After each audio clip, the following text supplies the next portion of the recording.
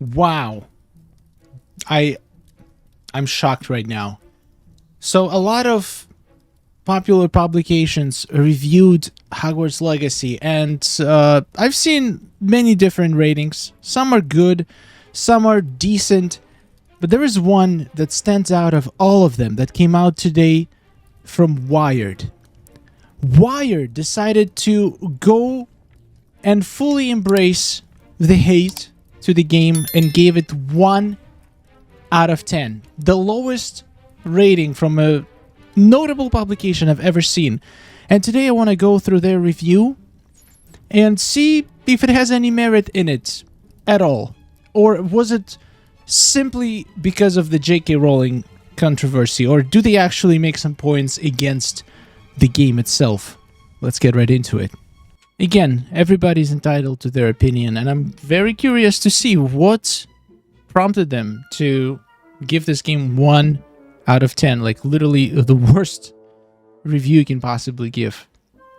The game is mid at best, and its real-world harms are impossible to ignore. So yeah, the J.K. Rowling stuff definitely factored into their review. So what most of the other publications did, they decided to grade the game just for the game itself, but they did include a disclaimer. Like IGN have a whole giant disclaimer in their article that we are aware of the issues of J.K. Rowling and all that transphobia stuff, but we are gonna ignore it for the sake of giving the game a fair review just on the merits of the game itself, which I think is a good way to do. They still share that they are aware, but they choose to rate the game just for the game itself. In my opinion, it's fair. People who have no idea about what's going on, they want to know if the game is good or not.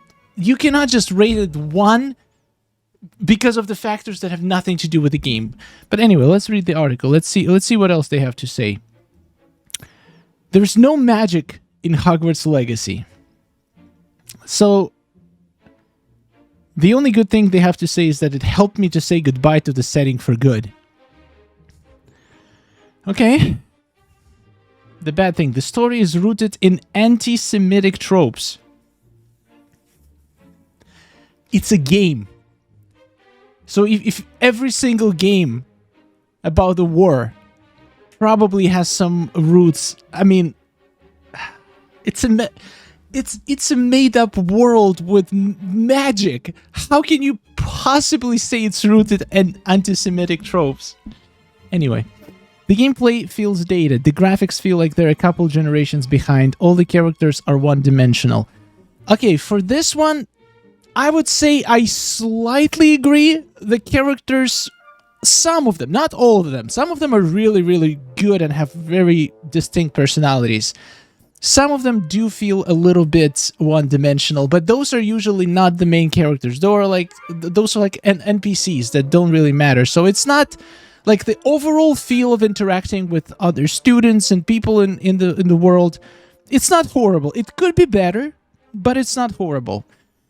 The graphics feel like they're a couple generations behind. Well, I guess it depends on which hardware you have. I'm sure if you have the top-notch hardware, the game looks way different than if you're playing it on a 1080 60 at the lowest graphical settings, which I am, kinda. I'm playing like in mid-tier graphic settings, and I still think the game looks amazing.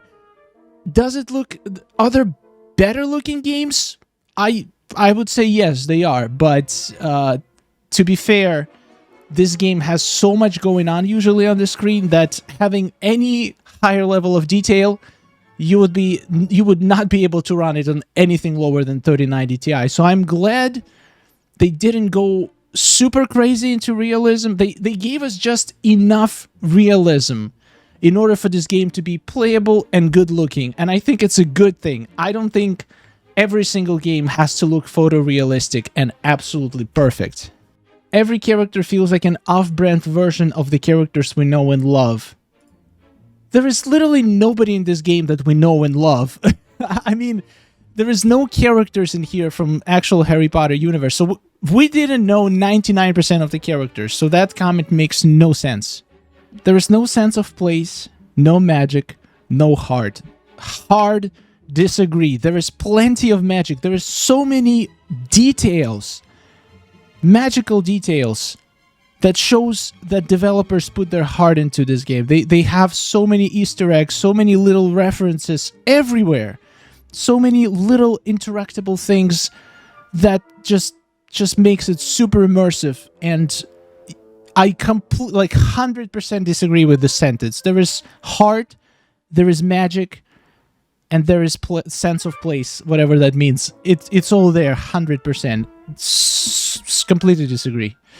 Okay, there's a bunch of stuff about J.K. Rowling and her transphobic comments. If I understand this correctly, the author of this article is transgender, so that's why it's very personal. Again, I have nothing against transgender, but you're probably going to be extremely biased against this game, so you're probably not the best person to review this game. Again, no offense. It's like in a jury, you know, when you're going on a trial, the jury always is asked, like, do you have any personal,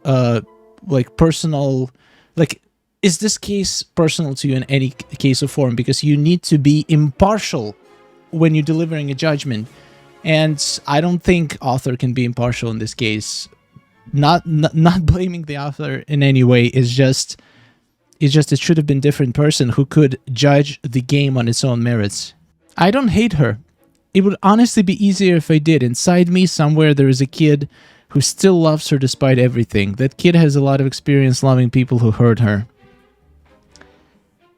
What does it have to do with Hogwarts Legacy? My God, why is it so difficult to review the game on its own merits? It's not like the game is promoting any transphobic messages. It doesn't. If somebody didn't hear about the J.K. Rowling and played the game, they would not get any of her ideas through the game. That's, in fact, I would even argue that this game has probably every single race character in it. Like, I've never in my life seen a game with more diverse character base. There is literally every nationality, every race, every religion. There is teachers, students from all around the world, from every culture. Bring it all together inside the Hogwarts. There is even a trans character, the owner of 3 broomsticks. There is literally everything. And they all promote, like, they all work together against common evil. This game literally does more to reduce hate based on race, gender, and like all of this stuff. It just promotes love, not hate. Unforgivable curses.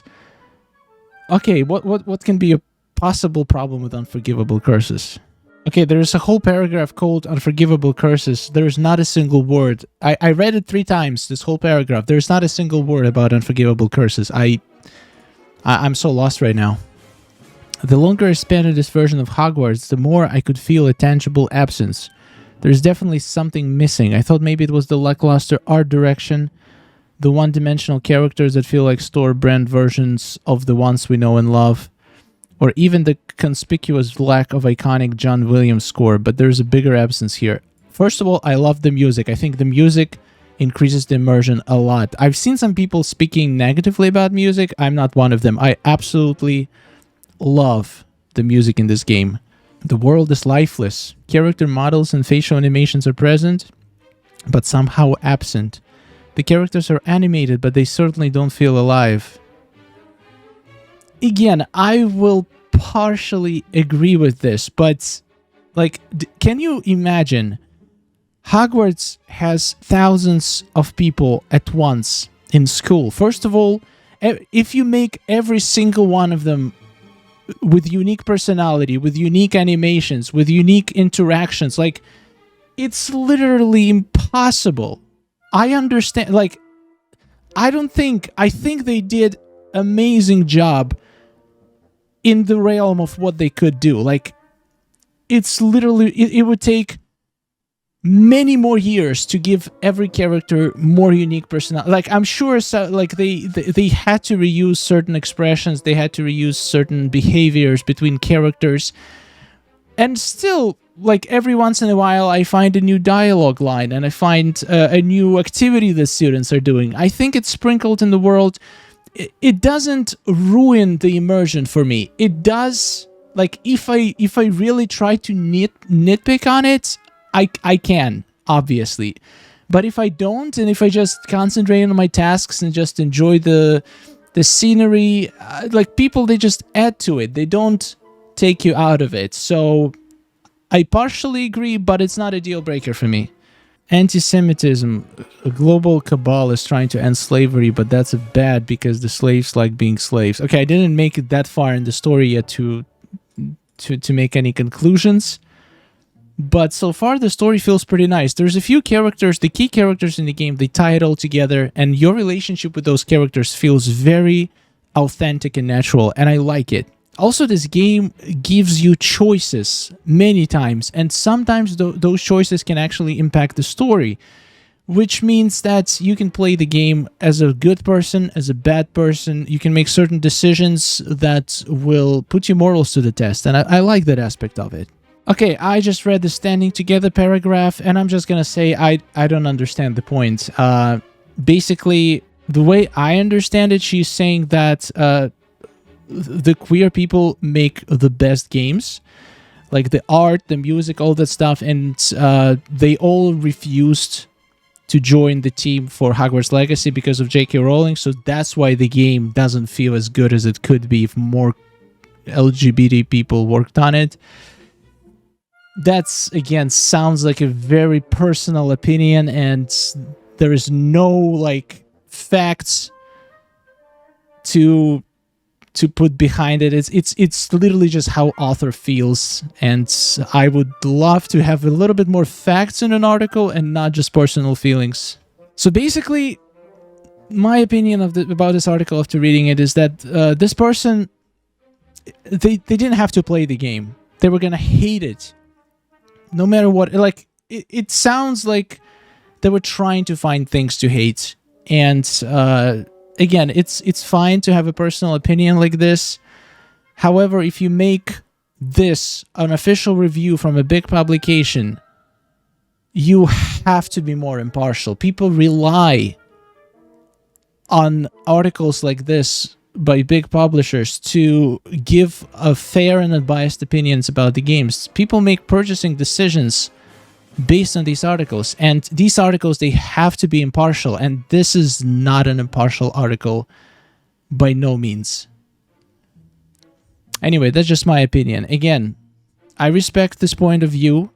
I can see how it can be personal for the author, and it would be fine to maybe to post on a personal blog, but I don't think it's fair to make it, again, to post it as a wired game review, like to put the whole website behind it. And the last two articles she wrote were about the vibrators, so sorry, that has nothing to do with the article, but I'm just putting it out there. It's fun. Alright guys, what do you think in the comments? Thank you for watching. I'll see you in the next video. A wonderful day. I will not sign up for your daily newsletter. I'm sorry. Goodbye.